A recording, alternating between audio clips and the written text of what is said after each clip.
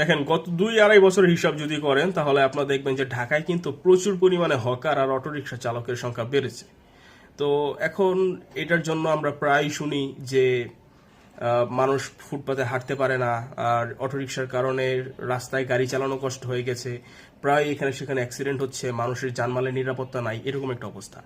এখন এই যে নিউজগুলো এগুলো কিন্তু আপনারা দেখবেন মূলত ঢাকা কেন্দ্রিক নিউজ।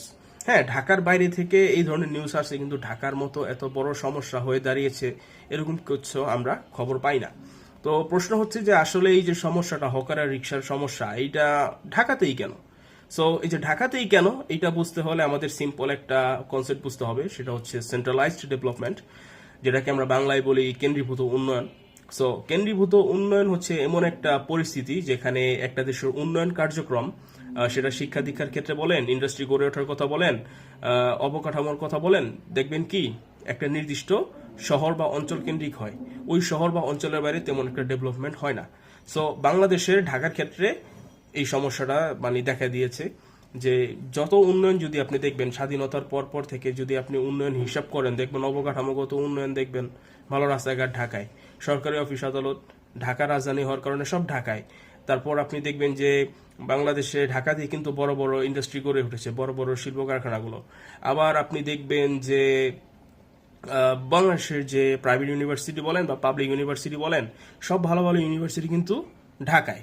তো সকল দিক থেকে কিন্তু উন্নয়নটা ঢাকায় এত পরিমাণে হয়েছে যে ঢাকার বাইরে অন্যান্য জেলা শহরে যে সকল জায়গায় উন্নয়ন কার্যক্রম চালানো সম্ভব ছিল বা হওয়া উচিত ছিল, সেগুলোতে তেমন অবকাঠামোগত বা শিক্ষার উন্নয়ন বা ইন্ডাস্ট্রি করার তেমন হয় নাই। তো এই সমস্যাটা হওয়ার কারণে ওই যে সকল জায়গার মানুষ, হ্যাঁ, এই উন্নয়ন থেকে পিছিয়ে আছে বা বিচ্ছিন্ন হয়ে আছে, তারা একটা বেটার লাইফস্টাইলের আশায় বা ভালো জব পাওয়ার আশায় ঢাকায় শিফট করা শুরু করে। সো ঢাকায় শিফট করার কারণে কি হয়, ঢাকার জনসংখ্যা একবারে হু হু করে বাড়ে।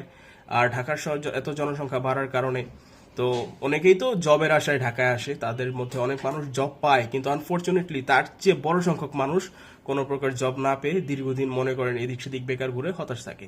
সো আলটিমেটলি তারা ইজি মানে সহজে টাকা আয় করা যায়, হ্যাঁ, এই আশায় দুইটা পথেই হচ্ছে মূলত যায়। একটা হচ্ছে হকারি করা, যে কোনো একটা প্রোডাক্ট নিয়ে রাস্তায় বসে পড়া, ফুটপাতে বসে পড়া, হ্যাঁ, আরেকটা হচ্ছে অটোরিকশা চালানো বা ইজি বাইক বা মিশুক, যেটা সাম্প্রতিক সময় বাংলাদেশে আছে, সেটা চালানো। সো এই দুইটার মাধ্যমে ডেইলি একবারে ইজিলি টাকা ইনকাম করা যায়, ওই 1 মাস অপেক্ষা করে যে বেতন পাবে সেই ঝামেলাটা থাকে না।